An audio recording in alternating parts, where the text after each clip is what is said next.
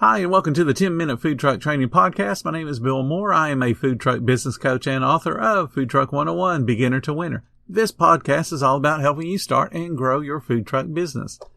We've been talking franchising all this week with Thayne Martin. To wrap up this week, we're going to talk about branding and all the different elements of branding you're going to need for your franchise idea. Imagine what's possible when learning doesn't get in the way of life. At Capella University, our game-changing FlexPath learning format lets you set your own deadlines so you can learn at a time and pace that works for you. It's an education you can tailor to your schedule. That means you don't have to put your life on hold to pursue your professional goals. Instead, enjoy learning your way and earn your degree without missing a beat. A different future is closer than you think with Capella University. Learn more at capella.edu. And you got no economies on buying, right? You can't buy, I recently, we're struggling to find cups and lids, and serving coffee on my truck. I don't want to have hot cups and cold cups. I want one cup, right? So in order to get that one cup, I had to order 10,000 cups. I just had them delivered 10,000 cups to my garage. And now my wife doesn't have a spot to park her Audi, right? So she's a little hot with me, but that was the only way I could find consistent cups, right?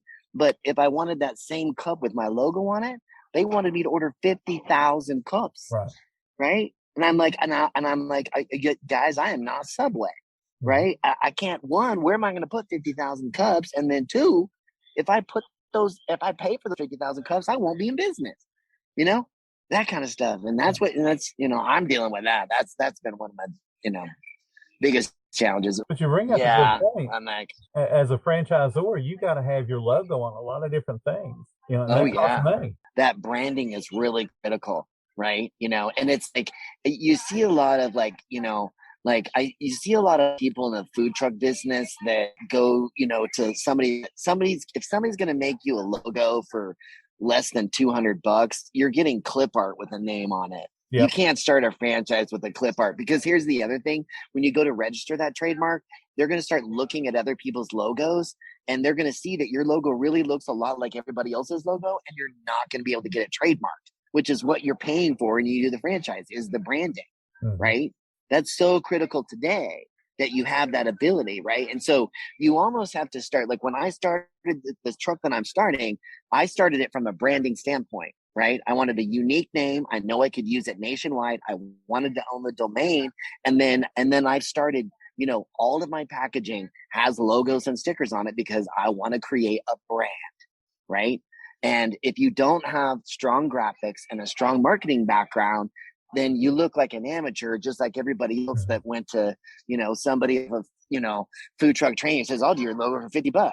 Well, good luck. That logo ain't going to stand the test of time the first time you go to register that thing, right? Because maybe the name's okay, but the colors and the way that you did your logo looks like somebody else's. And so now they're not going to allow you to have it, right? Exactly. And so those are all those things that you just don't think about. And you could be down the road and I've already printed cups and I've got all this name and all this branding in the market. Oh, wait a minute. So I really don't have a brand. No, you don't. You didn't do your research, right? You didn't put the money in the right place. And now you're brand, because that's what you're paying for, is franchise, is a brand. You're buying a brand, a name, right? And if you don't, I see people in the food truck industry that just kind of amateur the branding and the marketing side, right? Yeah. Because a lot of them are coming with a little bit, they don't have much business acumen.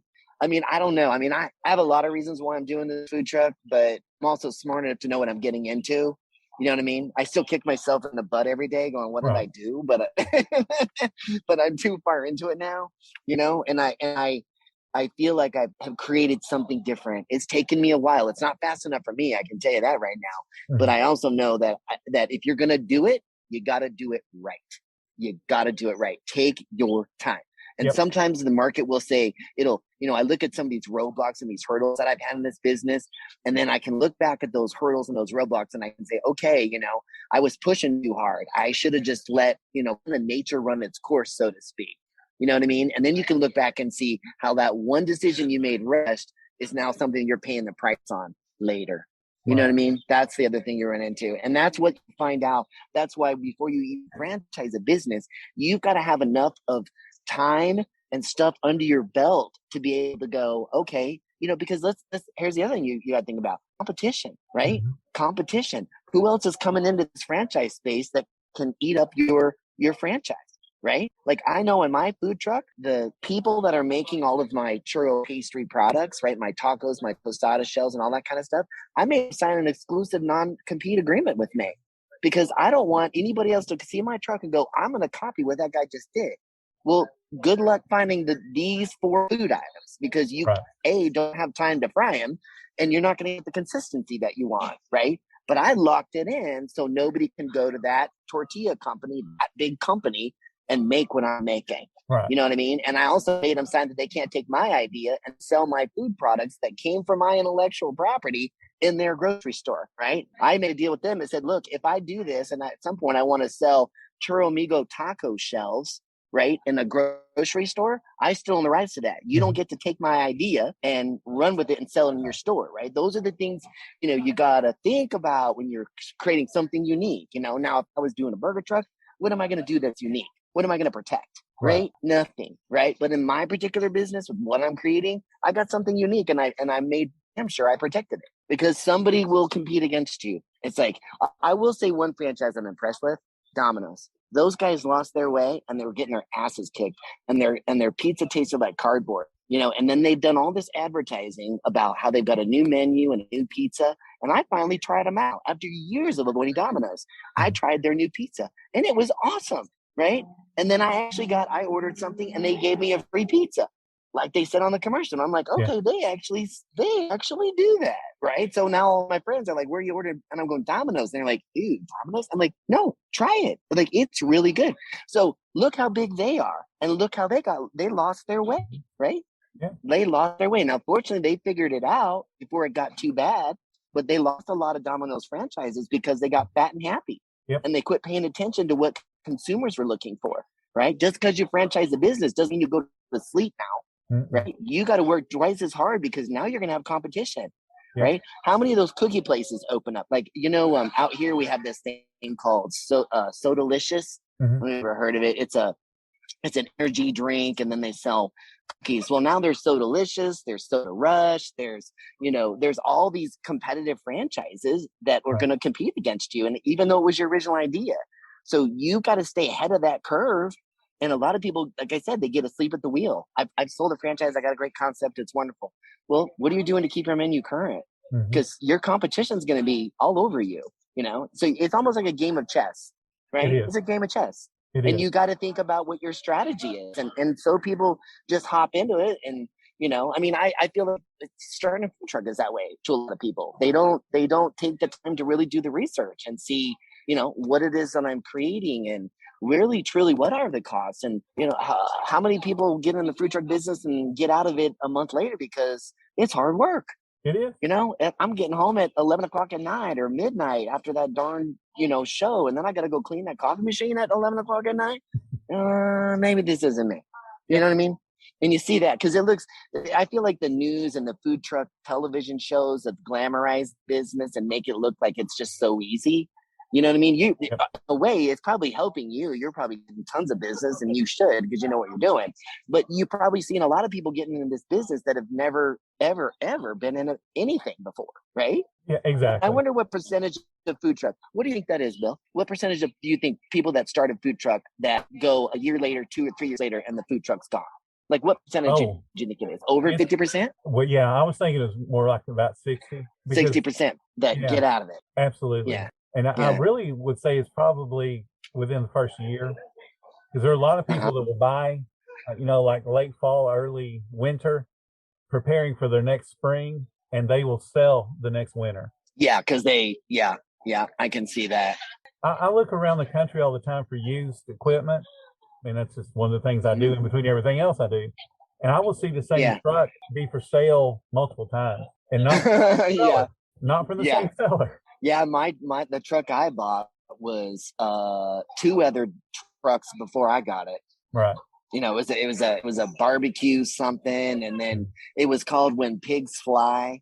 And then the last operators took the same business, and then they added the name OTG. So it became When Pigs Fly on the Go, and they took it. And then I got the truck and I took all that crap off and redid everything. You know what I mean? But I made the mistake of buying a truck that had a lot more mechanical problems than I thought. You know, and it's been a nightmare getting it up to speed and up to code. And half the equipment that I bought, more than half is useless, you know, just worthless. Like it's like, but I think it's interesting because I feel like sometimes the food truck that you're selling has a little bit of intangible value in it.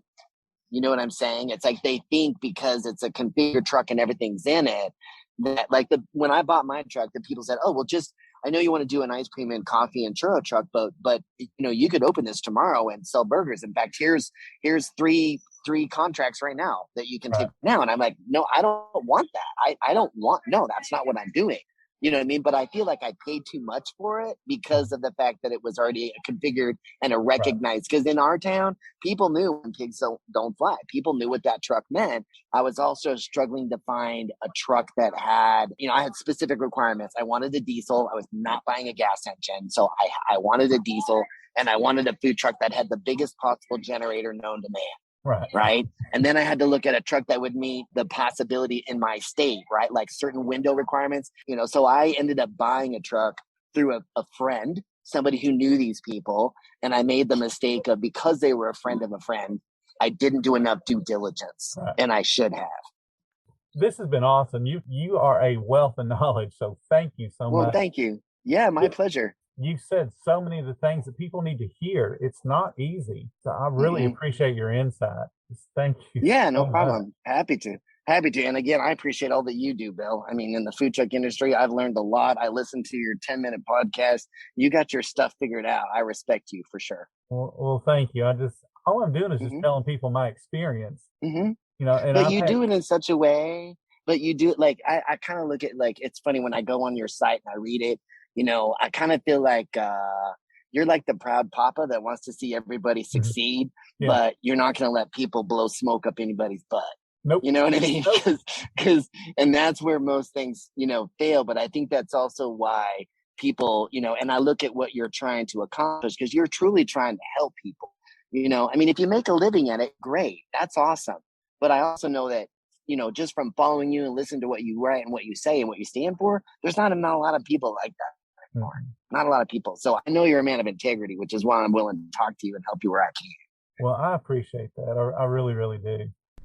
Thank you guys so much for listening to the 10-Minute Food Truck Training Podcast. If you're finding all the information helpful in your food truck business, please consider becoming a monthly supporter of the podcast. Just hit the support button or follow the link in the description. Every little bit does help keep us going. If you guys need a business coach to help you reach your food truck's full potential, just check out all my affordable services. There's a link in the description for that as well. Again, thank you guys so much for listening. Come back again tomorrow, because you know I've got plenty more to say when it comes to helping you and your food truck business.